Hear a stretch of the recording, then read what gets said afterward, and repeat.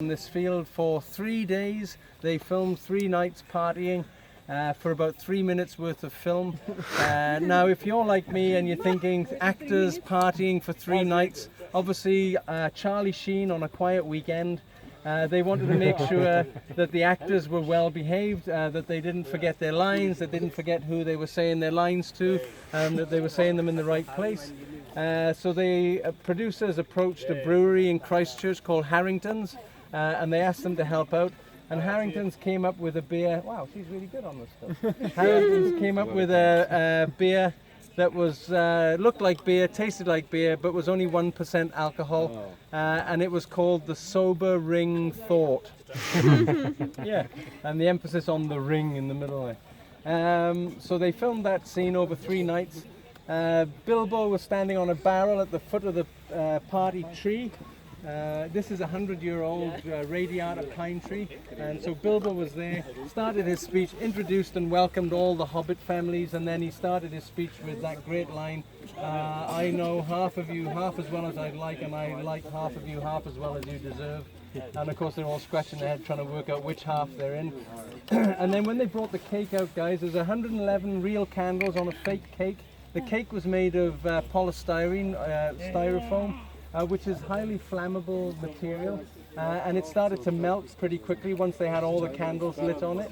But after they put it down behind Ian Holm as he was giving his speech, it went up in flames, but they didn't tell Ian Holm. He was standing about 10 feet from it, and this fire was going on behind it. But Peter Jackson was filming the audience, and he was getting great reactions to the speech, so he kept rolling it, and the fire crew would have been like, but he's going to go up in. And they were like, no, keep filming, keep filming. So they got these great reactions. Ian Holm must have thought he was giving his Oscar-winning speech with the reactions he was getting. And then, of course, in the last frame of the speech, you see this big puff of smoke coming into the shot. And then it cuts down quickly to 2 little cute Hobbit kids. They were played by Peter Jackson's and Fran Walsh's children, Billy and Katie Jackson. And they also got parts in the 2 Towers and the Return of the King. They're always listed as the cute Hobbit kids, the cute kids of Gondor, or the cute kids of Rohan. They're cute. Yeah, they're basically cute kids, yeah. And Peter Jackson also did some cameos, I'll tell you about those in a sec. And then, of course, Merry and Pippin arguing over the fireworks that they got off Gandalf's cart. There was a tent about there, and you remember when they were fighting over that big dragon rocket and it took off? Well, the effect of the rocket over Hobbiton was a computer one, but they did have a firework display which was visible from Matamata, which is about 15 kilometers that way, so it would have been pretty impressive. And the effect of the tent taking off, they had a wire, a high tensile steel wire from the top of the tree attached to the top of the tent, fixed to the ground with springs and clips, let those go, the tent took off, but it would have made a big badoing as they did. So to cover the sound of the steel springs and wires, they let off some firecrackers, and Billy Boyd, who was playing Pippin, didn't get the memo about the firecrackers. So when you watch that scene again and you see the tent take off, keep an ear out for that's Billy Boyd, literally nearly making a mess of himself, and he was really embarrassed because he didn't know he could make noises like that, and he was like, oh my god, I'm so embarrassed. And Peter Jackson was like, thought it was hilarious and kept it in the final cut. And then to try and get his revenge back, this is where the guy who had his head chopped off in the Hobbit hole, there's a couple of blink and you miss it scenes. Billy Boyd was a musician, or is a musician. He went back to his trailer, got his bass guitar, and he sneaks on stage with the Hobbit band, and they're all playing flutes and mandolins, looking very Hobbity, and they're all the scale doubles, so there's a guy at the end of the band with his head chopped off, playing bass, and that's Billy Boyd sneaking back on stage. Yeah. But if they literally blink and you miss it scenes, but you'll notice the way you spot it is a guy, his head's chopped off because they've cut the frame down for the Hobbit scale doubles, but he sneaks on and he's obviously not a double and he's just slapping the bass. Slapping the bass, man. Later on the men. Let's head up. There's the yellow Hobbit hole. Who lived in a Hobbit hole like this? Sam, yeah, right? Yeah, exactly. Samuel точно. So this is where, after fighting trolls, goblins, orcs, he had a bit of a tussle with Frodo and Gollum. He faced off with Sauron, Saruman, fought giant spiders, that squiddy, krakeny, octopusy thing outside the mines of Moria.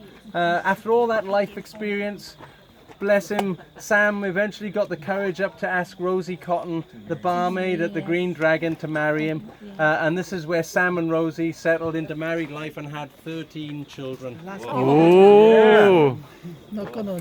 Yeah. And at the end of the Return of the King, there's that lovely sort of roundup scene where they're saying, "What happened then?" And we get to see Sam walking up the lane. The hedges are not in the scene. They've put that in since to mask off areas of the set.